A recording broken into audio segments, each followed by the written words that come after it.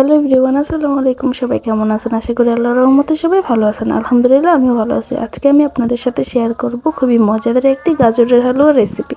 এখন কিন্তু গাজরের সিজন চলছে, তো এই সিজনে কিন্তু গাজরের হালুয়াটা মাস্ট বি, সবাই বানায়, এমনকি সবাই খায়। তো এই তো আজকে আমি আপনাদের সাথে শেয়ার করব গাজরের হালুয়ার রেসিপি। তো চুলায় প্রথমে আমি একটা প্যান বসিয়ে দিলাম, তারপরে আমি এখানে পরিমাণ মতো ঘি দিয়ে দিব। আপনারা চাইলে এখানে বাটারও দিতে পারেন। তারপরে এখানে আমি কিছু আস্ত বাদাম দিয়ে দেব। বাদামটাকে এখন একটু খুব ভালো করে ভেজে নেব। তো বাদামটা কিছুটা ভাজা ভাজা হয়ে যাওয়ার পর আমি এখানে কিছুটা কাঠবাদাম কুচি আর কিশমিশ দিয়ে দিলাম। এটাকে এখন একটু হালকা পরিমাণে ভেজে নেব। তারপরে এখানে ভালো একটা ফ্লেভারের জন্য দিয়ে দিলাম 2টা আস্ত এলাচ। তারপরে আমি আগে থেকে ধুয়ে গ্রেট করে নিয়েছিলাম 1 কেজি গাজর। তো এই গাজরটা আমি এখন দিয়ে দিব। দিয়ে এখন ঘি আর বাদামের সাথে খুব ভালো করে মিশিয়ে নেব।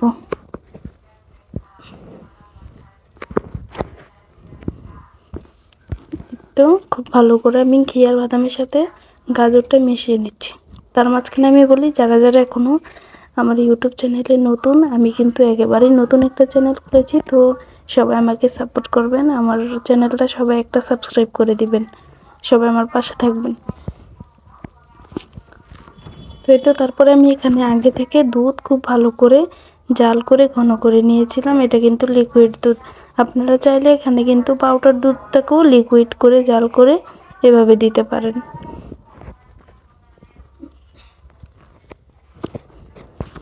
তো এখন এটাকে আমি একটা ঢাকনা দিয়ে ঢেকে দিব কিছুক্ষণের জন্য সিদ্ধ হওয়ার জন্য।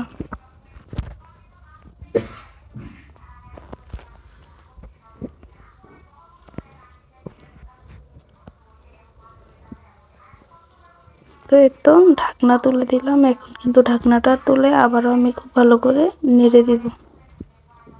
এটা কিন্তু 80% সিদ্ধ হয়ে গেছে। এখন আমি এখানে চিনি দিব। আমি এখানে 1 কাপ পরিমাণে চিনি দিয়েছি। তো আপনারা কিন্তু মিষ্টিটা আপনাদের টেস্ট অনুযায়ী দিতে পারেন, বাড়িয়ে কমিয়ে।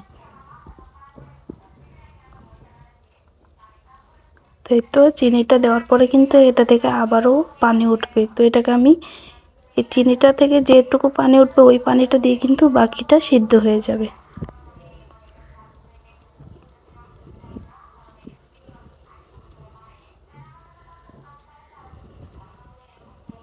এই তো দেখুন, তারপরে আমি এখানে কিন্তু 1 প্যাকেট পরিমাণে কিছুটা গুঁড়া দুধ দিয়ে দিচ্ছি। গুঁড়া দুধটা দিলে কিন্তু এটার স্বাদ আরও বাড়বে।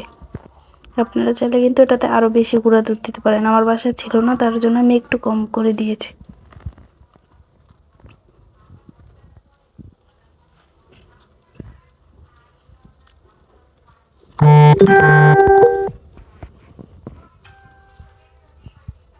এই তো দেখুন, আমার গাজরের হালুয়াটা কিন্তু হয়ে গেছে। এখন আমি কিন্তু হালুয়াটা নামিয়ে নেব। দেখুন এটাতে কিন্তু একটু পানিও নেই, খুব ভালো করে পানিটা শুকিয়ে গেছে। তো এখন আমি গাজরের হালুয়াটা নামিয়ে নেব। তো তো নামিয়ে দেখুন আমি একটা প্লেটের মধ্যে খুব ভালো করে এটাকে বেড়ে নিয়েছি। তারপরে আমি এটাকে উপর থেকে এখন আমার কিশমিশ দিয়ে ভালো করে এটাকে আমি পরিবেশন করব।